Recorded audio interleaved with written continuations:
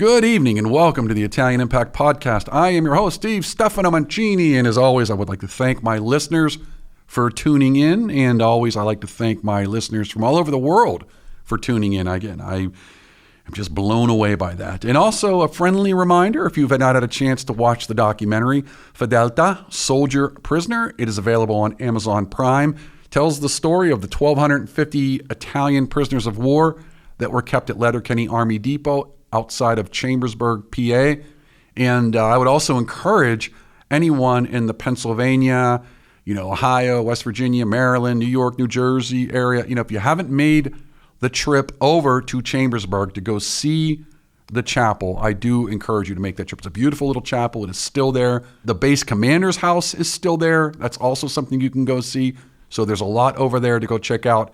And save the date, because September 11th is going to be the 80th anniversary celebration of the chapel's construction, even though it's not exactly on September 11th, but there's going to be other festivities going on. So about 30 family members are coming back from Italy. So these are sons and daughters, in some cases grandsons and granddaughters, coming back from Italy to go and, visit the chapel, visit the base commander's site, house, other sites. And there's going to be a lot going on. So I am encouraging you to mark off September 11th and head over to Chambersburg. There's going to be a lot of fun stuff going on to commemorate the 80th anniversary. And also, there'll be some solemn celebrations to commemorate, the September 11th attacks. With that said, as always, we love to try and bring on good guests. This guest I'm going to introduce you to, him and I just kind of met not too long ago, and it was something we kind of met through some of my other duties. As folks know, I do about 50 different things in this world to just make sure that every second of my free time is not free. And but Domenico, you just seem like a wonderful guy, and I couldn't wait to have him on this show.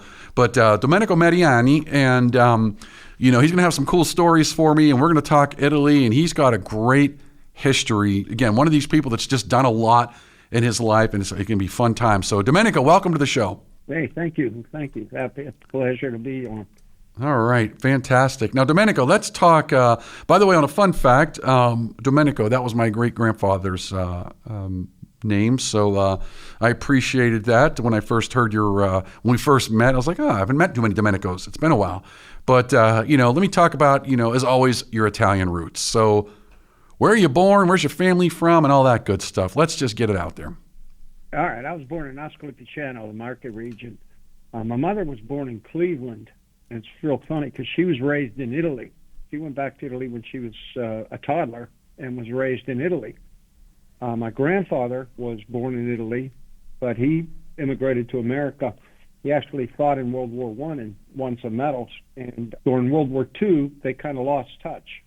My mother had 3 other sisters, so there's this. My grandmother had 4 daughters that she raised in Italy on her own during the war. My grandfather, in fact, my grandmother used to tell stories. The German soldiers came and brought her a chicken to cook for them. And up in the light above the kitchen was a pistol my grandfather had saved from World War I, and he hid it up there to keep it out of the kids. And my grandmother was so worried that if the Germans looked up and saw this, my mom's first cousin was actually fought the Germans, and they were all killed on Montagna dei Fiori, just outside of Ascoli. They were killed by the Germans. The SS troops were in that area. And he was a hero. He got a gold medal from the government, and there's a street in Ascoli named that. Anyway, my mom and dad met here in America. My dad was a naturalized American. He immigrated from Italy, and he was older than my mother. And so he met my mother here in America. She came over to look for her father. They met, courted, got married, and moved back to Italy. And I was born in Italy. But my parents were both U.S. citizens, so I automatically had that U.S. citizenship, much like a soldier's child or ambassador or State Department. Are you still considered an Italian citizen or no? No, I'm not. I'm American. I was American citizen at birth because my parents were both American citizens.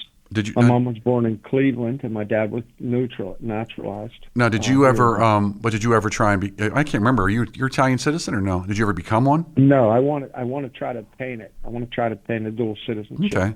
Well, your Italian passport is very powerful. I mean, you go to so many countries without my friend, visas. tell me about it. It's anymore they're making it so strict. Well, that's because everybody, well, you know what? It's funny you say that because, everybody knows I took over recently as the honorary consulate here in Pittsburgh for the Italian government. And, I was really surprised at the sheer volume of people trying to get their citizenship or, people that have got their, their dual citizenship trying to get passports. And a lot of people, I've even had people ask me, said, why would I want to do that? And you kind of just hit on part of that. And it is the ability to travel, live, and move around. But then there's also financial reasons. Again, if you want to retire over there, if you want to buy property over there, the hereditary nature of it, if you're a citizen, your kids can, makes it a little easier for your kids to become citizen, so there are benefits to that. But at the same time, if you're just going to get it and never do anything with it, it's a lot of work to get dual citizenship with the Italian government. So it's not like it's, just go fill out some forms.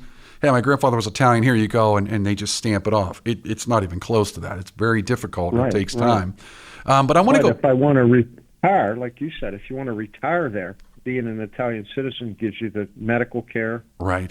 There's a lot of other benefits, too. Owning property, you don't have to jump through hoops to buy property over there. No, that's right. Can I go back to the one relative you said fought the Germans?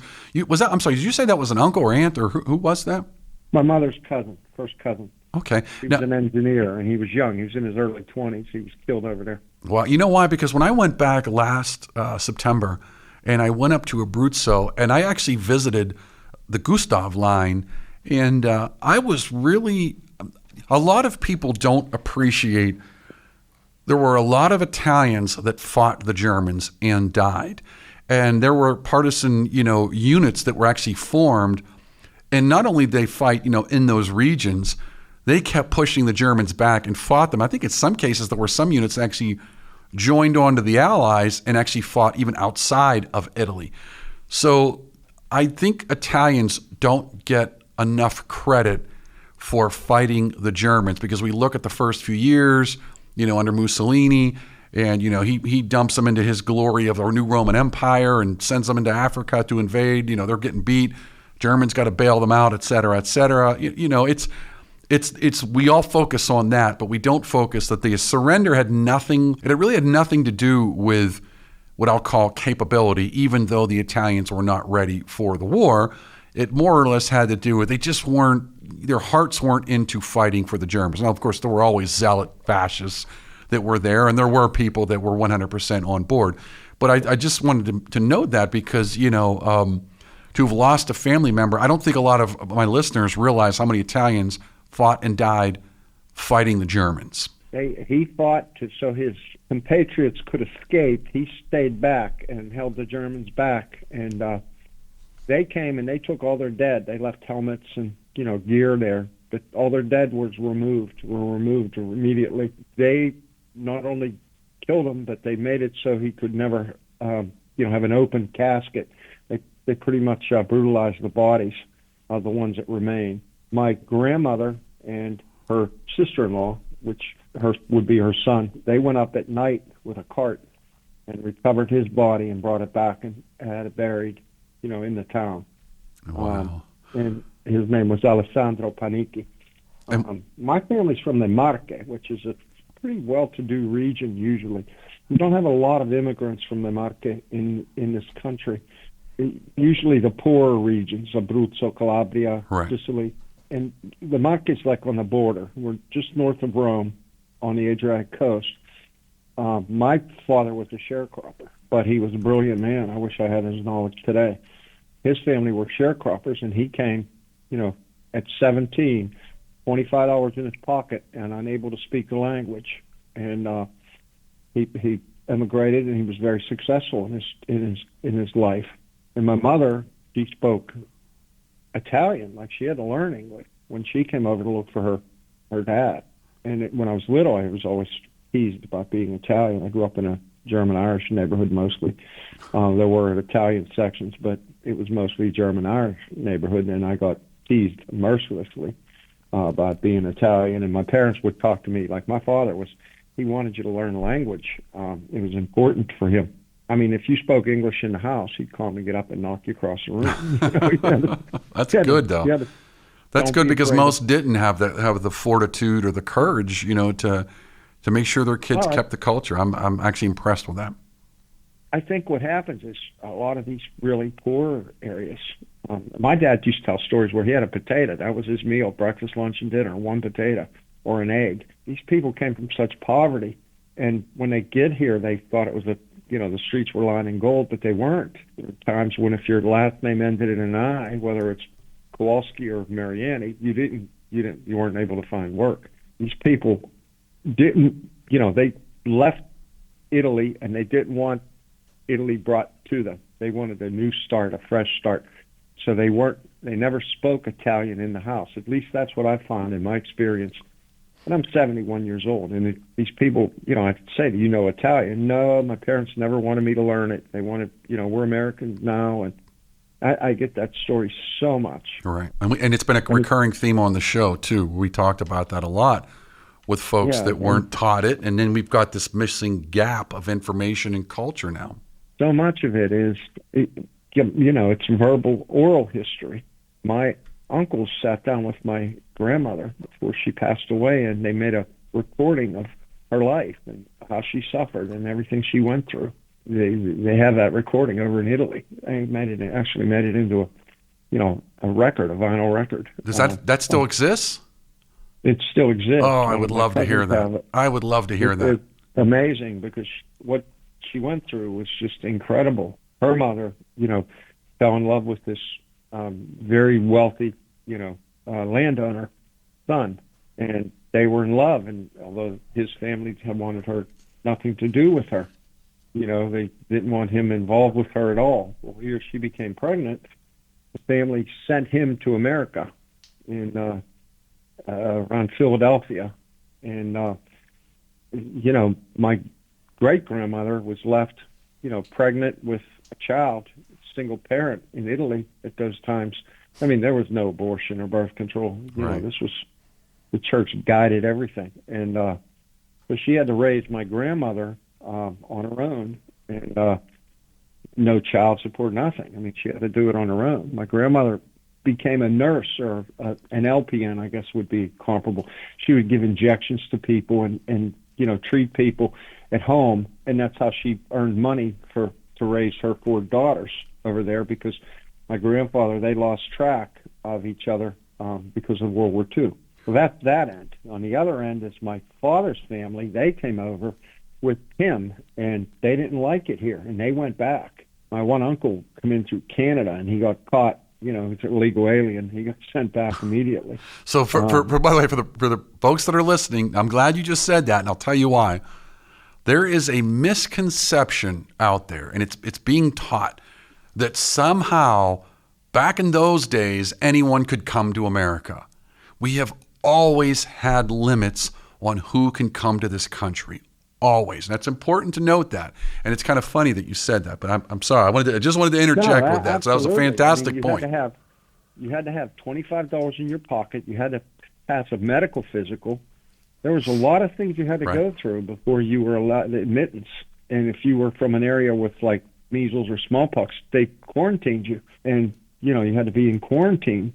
And then you were released with the $25 in your pocket. Now imagine a 17-year-old kid can't speak a lick of English with $25 in his pocket, and he's in New York City. Yeah, he's like, where does he go? Exactly. Did he have sponsors there, or did he have somebody there for him? He ended up coming to the Pittsburgh region, and there was people he boarded with them while he worked, and he owned everything from a coal mine, and he dug the coal out by hand. He worked for John Casey Company in construction. Banksville Road in Pittsburgh was brick at one time. He was one of the guys that put the brick in. Wow. Him and my grandfather worked the labor crew for the Corliss Tunnel in the West End. He did a lot of whatever he could feed his family, basically, although he didn't have family at that time. He met my mother. They got married. They moved back to Italy. And then during the 50s, when the USSR was the Cold War was in full force, they invaded Czechoslovakia and Hungary, I believe. They sent tanks in, actually, to quell uprisings against communism. And my father got scared. They sold everything and they moved back to the United States. Interesting the way that works out in life. And by the way, it was funny you said something before. When you said about your great grandmother, they didn't have abortions, and just think of all of the lives that would have been interrupted had they had that back then. There's been a different world, right. I believe. There's some wisdom in, for better or worse. In that case, it was I wonder sometimes, and I that's a decision each woman has to make for herself. But I wonder sometimes that an aborted baby could have the cure for cancer. Well, exactly, exactly right. You wonder that, but I'm not a woman, and I will never be in that situation where I have to raise a child on my own. It's got to be scary, especially in the younger. Well, back then, teenagers. Especially back then, right? When you had, when you knew you were going to be shunned. Nowadays, I don't want to say it's more common, but it is certainly. It's common, but I mean, as far as accepted, I mean, it's pretty accepted. It's not a normal thing, but it's certainly not abnormal with the number of single parents. But back then, it was a very different world. My grandmother was shunned by her family. She was sent off on her own with a newborn baby, and she had to raise that child on her own. And my grandmother was very strict with my aunts and my mother because she was raising 4 daughters on her own. She was very strict as far as every which way. Right. Well, she understood. She had the vision to see what was going on and the difficulties. Like, you don't want to do this, and I get that. Domenico, I'm going to be right back. Let me take a quick little break here. Thanks to Greater Pittsburgh Travel. For any of your travel needs, let Tom and the team at Greater Pittsburgh Travel know, and they'll take care of you. For more information, call 412-331-2244 or visit their website at www.greaterpittsburghtravel.com. For all of your plumbing needs, be sure to try Palucci Plumbing. Nick and the team have decades of experience and will get you back up and running. For more information, call Palucci Plumbing at 412-782-5050. And we want to thank the Calabria Club of Pittsburgh. If you're interested in learning more, you can find their contact information on Facebook at Calabria Club of Pittsburgh. Again, thanks Domenico and the team at the Calabria Club of Pittsburgh for your support. And we want to thank La Scuola d'Italia Galileo Galilei, the only nonprofit school in Pittsburgh endorsed by the Italian Consulate. If you're interested in learning Italian or have your children being immersed in the Italian culture and language, be sure to give them a call at 412-404-7070. And that's La Scuola d'Italia Galileo Galilei. We'd also like to thank Chris Gonzalez from the Knights of Columbus. If you have any questions about joining the Knights of Columbus, reach out to Chris Gonzalez at 412-605-9074. All right, welcome back. All right, Domenico Mariani. So you have a really kind of interesting background. I mean, there's a lot going on there, including folks that came to the United States, went back to the United States, or went back to Italy, came back to the United States, fought for the U.S., fought against the Germans while they were in Italy, partisans. I mean, you're kind of the whole sort of reason why I do what I do, because I keep telling people, I said, everybody's got a really cool story. There's just so much going on. But I want to go back to that LP. Can people listen to that? Because I would just love to hear that. I plan on going back to Italy this year. You have to go through some medical procedures, but I want to go back to Italy, and I want to locate that and either make a copy or take the original and bring it back with me. Well, and let me know. Happy to share that with you. Let me know. I'd love to. I'd love to put that on the show and have folks listen to that. I would be wonderful. There was a great documentary, Il Messaggio, where he tells the story about how his father would record, messages. I think it was back in the 60s when, some of these smaller towns, wasn't so easy to just make a long distance phone call. So they would record messages, and he was traveling back from the U.S. back and forth to Italy, and he would bring the recordings back. And then, his son who did the documentary, he kind of goes back and revisits these recordings, and it was just something really, it's so cool to hear voices from the past, speaking to you. It is one of the things that, would have been nice if I had that kind of foresight back then to have recorded folks that have passed. But that was my one uncle. He decided he wanted to do this, and I was younger, and I remember them doing it, and they spoke for hours and hours. I mean, it went on over several days where he recorded everything that she told her story, and story very probably similar to a lot of Italian Americans. And it's amazing because, to hear her words again I would do anything. She was very Italian, especially the older Italian grandmothers have all these sayings, like one of my grandmother's favorite ones was, better alone than in bad company, Yeah. Come si dice in italiano? Come si dice in italiano?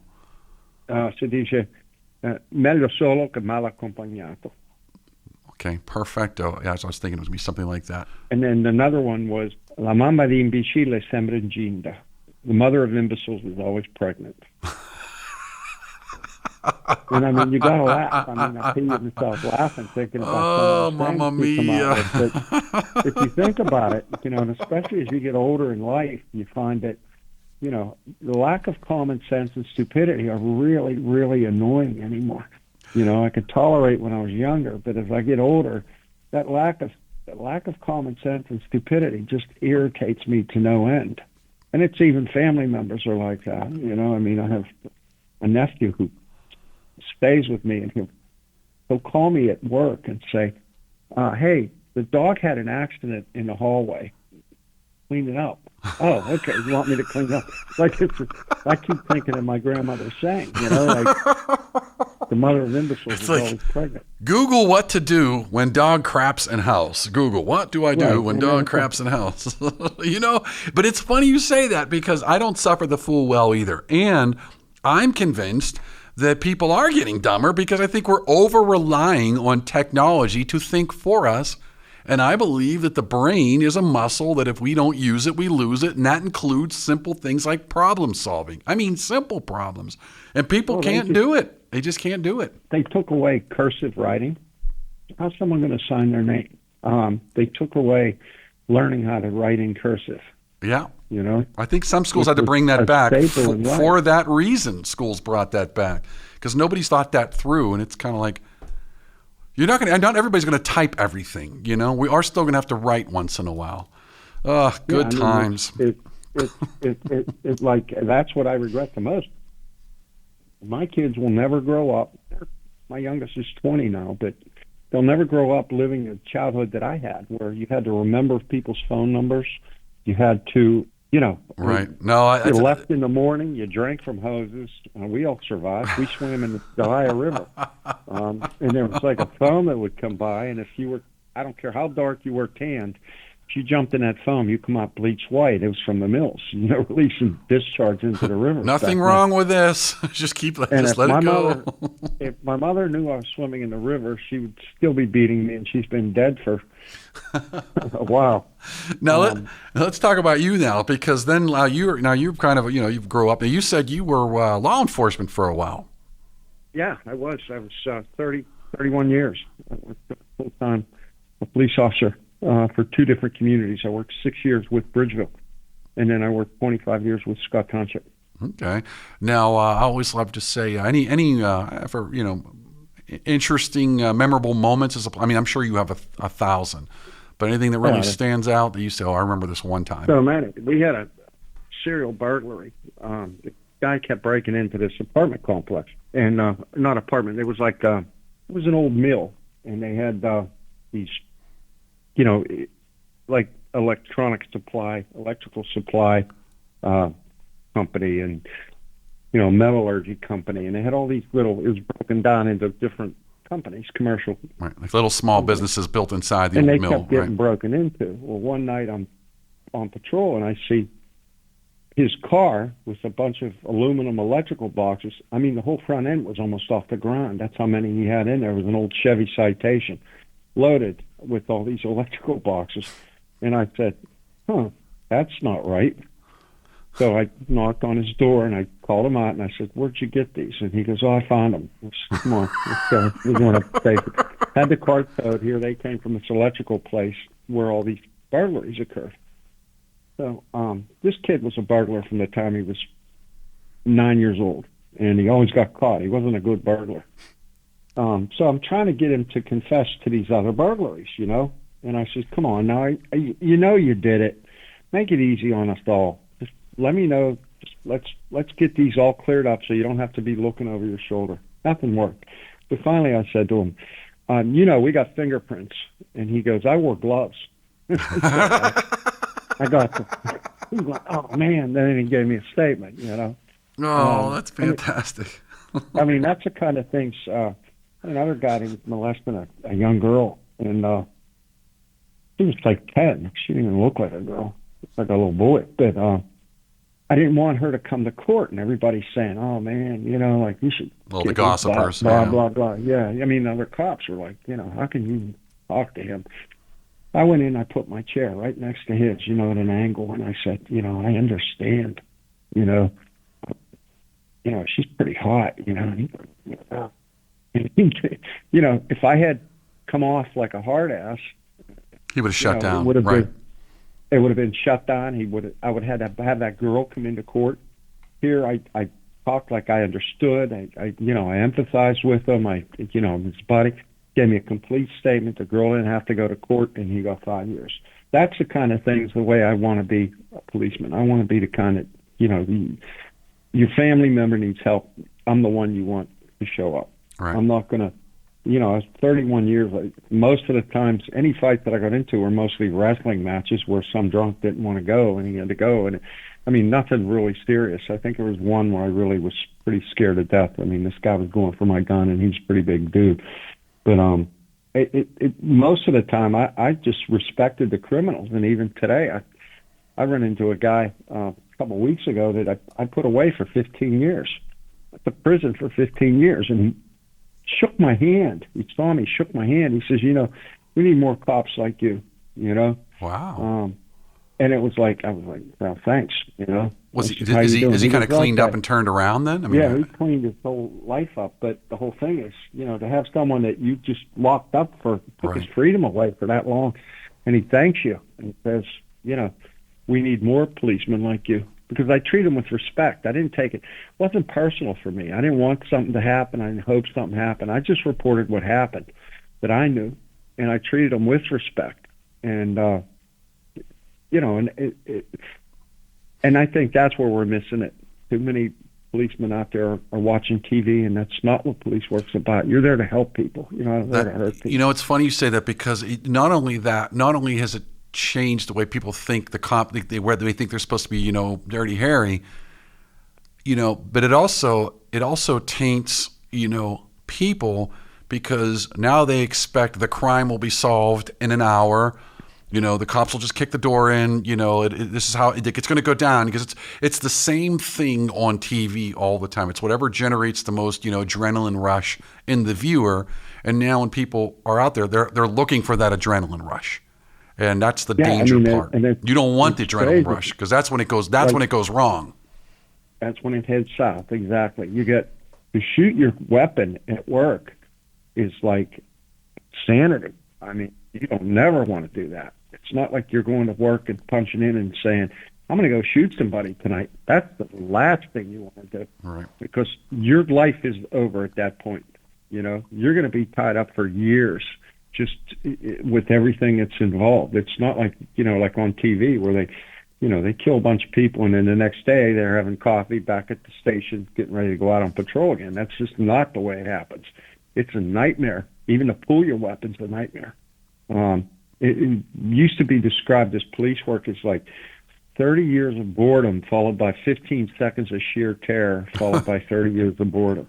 And that's pretty much how it goes. You know, you respond to these calls, and some of them are just, you know, we had a lady that would call us all the time, and she was just lonely. And she would call, and she'd say, here, have some chocolate. And she would wrap up dollar coins in aluminum foil, and she'd keep them in her freezer. And she'd say, here, have some chocolate. And we couldn't take them, of course. Another time she called that she had a sick animal. It was a chipmunk. She had in her freezer that was smashed by a car. And she just wanted, we said, we'll take it to the hospital, no worries, you know. And we would just, you know, help this lady out. She was just lonely. And she'd call at 2, 3 in the morning. And somebody would stop up and sit and have coffee with her and just talk to her. That's the kind of police I want. Right. I don't want these stormtroopers. I want police that are going to be reacting to the community and the community's needs. It's just, a lot of times the calls are basically dumb calls, if you want to call them that, but they just need to speak with somebody. They just got to let out their frustrations. And in that sense, it's not a dumb call. you want to help these people out, and that's your whole job, is to help these people out. I mean, it's not about persecution. When I first started, the old-time police chief told me that whether you give a $5 parking ticket or you arrest somebody for homicide, you're changing someone's life. So be really aware of what you're doing. The people that need arrested, you arrest. But everybody else, if you can help them, help them. That's very compassionate. You know what? It's funny you say that, because I got to wonder, do you think there have always been the cops, that are going to club you on the head, and, let's be honest, there's always been, quote, bad cops. But I don't think most cops are bad. I think most cops are generally trying to do the right thing, but there have always been bad cops. You can't escape that, because they are a cross section of society. Did you see over your time that there was a change in how they trained the police to deal with society, or do you think it was just kind of a natural change in people, now it became more reflective in the police force? It's hard to say. The training's pretty much the same. I think, but part of the problem is you lose your compassion. They want these well-educated police officers that, la mamma di imbecille sembra ginda. They have no common sense. They have no, the ability to empathize with people. They want to make an arrest. Arrests are overtime, Right. Not why you make an arrest to collect overtime. You make an arrest because an arrest is called for.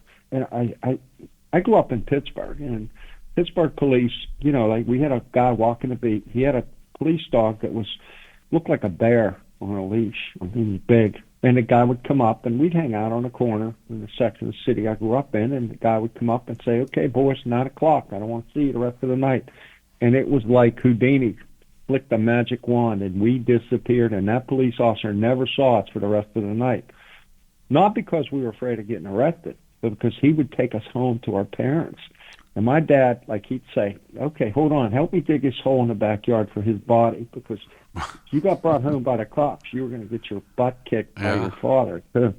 It was not like here, I had a kid that was drinking, young kid, 13, 14 years old. He was stupid drunk with a bunch of his friends. And we got him and bring him up to the station, and we're talking to him, and he told me where he got the booze. I said, "How can you buy booze at 13, 14? Told me exactly who got it for him and everything else, but it was in a neighboring community. So I called the parents to come get him, and this kid's mother came, and I said, "Hey, just so you know, you may want to report this to Mount Lebanon police. This is who got him the booze, and this is when he bought it, and this is where he got it, and this is what he gave him." And she goes, "Well, how do you know all that?" I said, "Well, he's pretty cooperative, so I'm going to give him a break. I'm not going to cite him for underage drinking. I just get him home, get him sober. There's no use talking to him when he's drunk, because you're wasting your time. Wait till he's sober." She smacked him across the face, and she says, "What did I tell you about talking to the police?" And I'm I was floored, I was. Oh my God! You never talk to the police. And you know what's funny? And I'm you're doing the kid a favor, and then you wonder why that kid's going to end up screwed up. Well, I ended up writing him up anyway. I said, "You know what? I changed my mind. I'm going to give him a citation for underage drinking," which is going to jam him up till he's 18. But as far as driver's license, things like that. But the whole thing is, it was all his mother's fault. Right. What kind of attitude? My dad would have been still beating me. He'd arrested up. Wait a minute. Took a little break, had a drink of water, and then come back and still been beating me. And I mean, that's just the way the attitudes are anymore. Yeah. No, I agree. We were taught to respect, police officers, people, doctors, lawyers, priests, ministers. We were taught to respect these people. And you never, ever, ever want any of them to ever say a bad thing about you. But I grew up at a time where, if I was on the other side of the city where I grew up from, this little community, if I was on the other side of town, let's say, I don't mean the whole city, but I mean this little section of the city, if somebody would see me over there and say, "Hey, you're so-and-so's son, what are you doing over here? You don't bring your problems over here. We don't want no trouble over here." I'd say, "No, I'm going to visit so-and-so, And they'd say, "Okay, stay out of trouble, or I'll tell your old man on you." Right. That was enough. I mean, It was like everybody watched out for everybody. And I think that's what's lost in the communities, that whole keeping an eye out on them. And it's not so much being a busybody. It's I can't see everything at all times. So if someone says, hey, I saw your kid down there, you got to be careful, he's going to get in trouble. Then, I want to know that. At the same time, it says, hey, you better get out of there, you're going to get in trouble. I want him to listen because, It was a different lifestyle. We were out all day and all night. We don't worry about stranger danger. Right. I mean, we had common sense. You don't. Well, this is where, like I said, this is where I think technology and locking people in homes, playing video games. And I played video games as a kid, and I'm talking in the 80s. So it's like I get it. But at the same time, there is a time to go out and get good Lord's fresh air and get out and break that and socialize with other human beings, where you learn skills that you will not learn playing video games. And, I teach at a university, and I see the result of locking these kids in their bedrooms every day with their lack of social skills, lack of common sense, lack of courtesy. They clearly have never been taught. They don't know how to interact with other kids. They just don't know how to present themselves. Yeah. They live in fear. That's right. Everything's going to hurt them. Everything's going to hurt them. They just put a bubble around them. We drank out of a hose, and we drank. We were out all summer. We come in when the street lights come on. Don't be late. Those street lights come on. You better be walking in the door. Or let the beatings begin. But I was gone. We were gone all day. Had breakfast. See you bye. My parents had no clue where I was at, but they didn't worry about me either because I wasn't. Well, plus they were going to get word back if something happened to you anyways. So if you did do something wrong, they were going to find out about it. That's right. Everybody watched out for you. If I had a problem, I could go to any house in that community, and they would help me at any house, and the person would help me if I needed help. And that was kind of a given. That was kind of a given. You don't have that anymore. There's people that they don't even know their neighbors. Right. It's like I built a home on a community down in Washington County. It was like Stepford was. You'd see them in the morning leaving, they'd wave, and then they'd come home at night, go in the garage, shut the garage door, and you wouldn't see them the rest of the night. Nobody was out walking. Nobody was out. I have that in my neighborhood. I do see people walk. We have a lot of kids in our neighborhoods. It's nice to see kids out there playing all the time together, especially in the summertime. I do see people walking their dogs, and I try and wave and say hi. But you're right. I don't know my neighbors very well. If at all. I mean, a few things. We'd go on vacation, and the windows would be open, the door would be unlocked. There could be $1,000 on the table.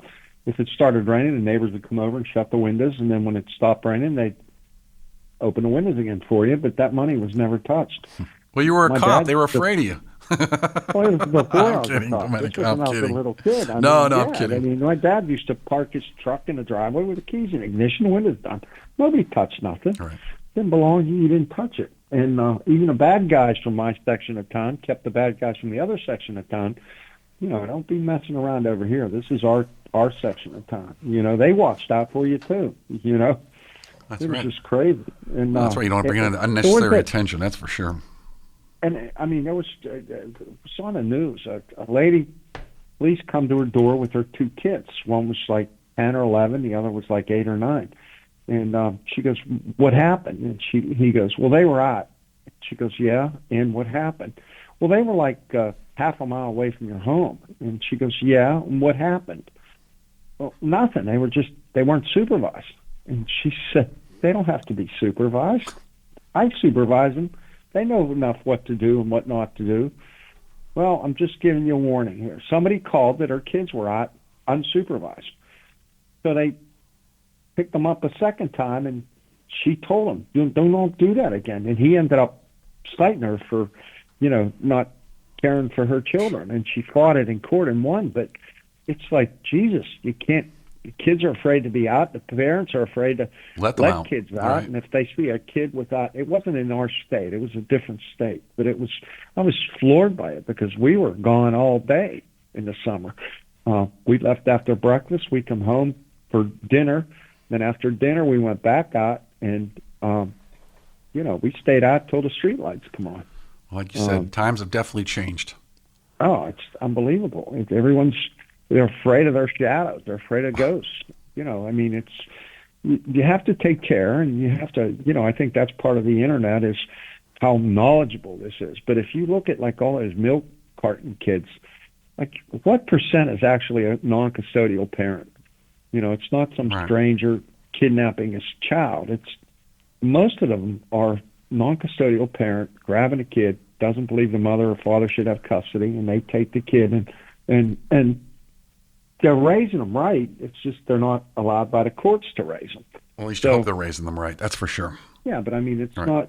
Well, that's right. You can't necessarily trust right. You can't. Right. No, you can't necessarily assume that the court has the best interest of the child in mind, because I've seen too many cases where I scratch my head and say, "What were they thinking?" But anyways, Domenico, listen, this was actually a pretty interesting conversation, but unfortunately, all good things must come to an end. So, what's on the horizon for you? Well, I have surgery tomorrow. God, I'm going to pray for you. I'm on a medical leave for about 3 weeks, so I'll be happy if you want to have me back on. I'm all good. Once I'm healed up, I'd like to go back to Italy. I'd like to get that disc for you. I want to hear that disc. I definitely want to hear that. That's going to be very interesting if you can get a copy of that. And it'll be nice if I can even get a copy made and just bring the copy back. My one cousin has my grandfather's war medals from World War I, but he won't give them up. So I don't know if there's a way to get a duplicate copy of them. But, yeah, a lot of things that I've always wanted to do, I want to do. Well, when people say someday, that means they're never going to do it. Well, that's right. You know what? It's funny you say that. I never say what I'm going to do. I just do it. Because if I say I'm going to do that, then I'm not going to do it. So just do it. But and you're never too old. As long as you're alive, you're alive. And as long as you're living, you can do. So just do it. That's my advice. My wife, she's retired from the airlines, but we used to just go out to the airport, and we didn't even know where we were going. We had clothes in a backpack and jump on a flight, and wherever we ended up, we ended up. We went to Rome for a long weekend for 4 days. That's the way to do it. And we had a blast. It was some of the best times of my life. And that's what I like to do. Just do it. I like it. I like your attitude. All right, Domenico, listen, I want to thank you again, and I want to have you back. And when you get back, especially when you have that CD, we're going to play that, and you're going to translate it for us, and we're going to have a good time with that, because I am really curious to hear that record, especially when she's going to be talking 100 plus years ago. So of the stories from 100 years ago, because her parents and grandparents, that's going to be really interesting to hear. So again, can't wait to have you back, and I want to thank you for joining me. I want to thank my listeners for tuning in. And as always, I will, God willing, be back in a week with another show. And one more time, if you haven't had a chance to watch the documentary, Fedeltà, Soldier Prisoner, it is available on Amazon Prime. Hope you enjoy it. Feel free to email me. I would love your feedback at questions@ItalianImpactWeekly.com. Otherwise, you have a wonderful evening and a wonderful week, and God bless you.